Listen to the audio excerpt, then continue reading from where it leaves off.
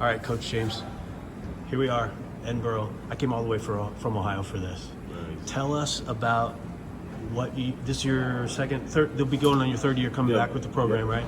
So you're kind of Boro built from the beginning, right? Yeah. So talk to me, through me, to the Ohio wrestler, about what it's going to take to come wrestle and be a Fighting Scot. I think it's what we do here is very similar to what a lot of high schools do in Ohio, and I think it's pretty seamless.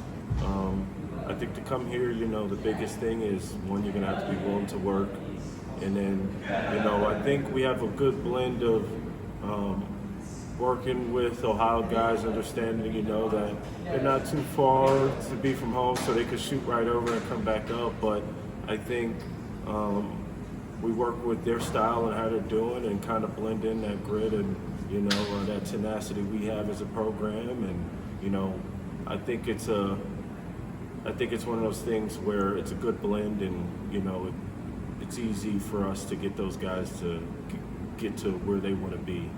In a sense. Smaller school, Division I wrestling, a ton of tradition that you are a part of. Yeah. What's it like to be a part of the tradition that's in this room? Yeah, it's cool. It's kind of surreal, right? I was here, wrestling myself, and then when I first got here, every day I'm thinking about how I'm sitting at the same desk as Cliff or something. That's one of my favorite guys. So it's kind of surreal at first, but I enjoy it a lot. Being an alum here, I have a lot of pride in this program and a lot of pride in these kids, and I really want to see every single one of them from first string to third string really do well, not only wrestling but off the mat as well. So I think me being here is just right. Sell us on the academic program here. What's it like to be a student at Edinboro? So it's been good. I think it's definitely improving with what we got going on with the Penn West brand, and branching out what you're allowed to do academically, and adding more majors and degrees that you would want to do. I think with our services, they're getting a ton better. They're rebuilding the whole library to dump in even more services for the kids on campus and stuff. But I work very closely with academic services. I help do athletic study tables here. So I think it's one of those things where I see from both sides what everybody in athletics are trying to do for the kids, and what the university is trying to do for the kids, and how they're trying to blend it together to make everything as simple and easy as possible, so they could just focus on their work and get in here and be the best athletes that they can be. So you, Coach Hill, talk a lot about this, I bet, but we want to know, what's it going to take? Small pause, a little bit of a rebuild going on here. You got a young team. What's it going to take to get you right back into that trophy contention here at the NCAAs? I think it's just finding the type of guys who do want to work, the type of guys who, at the end of the day, just don't care about what singlet or kid, they're wrestling and what they're wearing across from them. And not only it being that way, but more of a, hey, because you have on, a Big 10 singlet or a Big 12 singlet, I'm coming after you type mentality. And if we could get enough of that on the team, man, I was here when it happened, you could do amazing things. You're in the state of PA. You're within shot of Ohio, like we talked about. Obviously, New York is right up the street as well.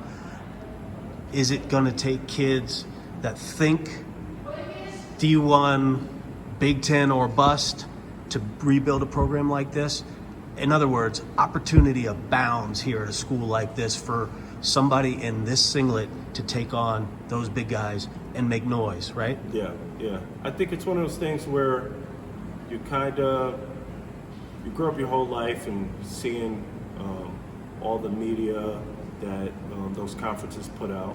And I think it's going to take the type of kids to really understand that, it doesn't matter, how many times, some Big 10 school puts up a highlight of one kid or something. He's not necessarily working harder you or a better person than you, So a lot of kids who really want to find themselves and are very secure in the person that they are to come here and want to build and want to help grow this program back to where it used to be. Obviously, you work with the heavyweights, right? You got Max Millen here from Ohio. He's Maslin Perry kid. Yes. So speak a little bit more to the heavies of what they're going to get out of this program working with you. You're going to get an athletic feel. I like to move around a lot. I like to put my hands on the guys. It's not going to be push and pull back and forth, slow, boring, old school heavyweight wrestling. You are going to learn how to defend your legs properly, re-attack. You're going to get someone who isn't just going to push you around. They're going to test you and test your skills. And from there, it's feet to the fire. You come in here every day and you're learning with someone who's going to push you. It's going to make it that much easier for when you go upstairs or you're in another gymnasium for you to push other people. All right, Coach, I appreciate your time. Anything else you got for us? No, go Borough.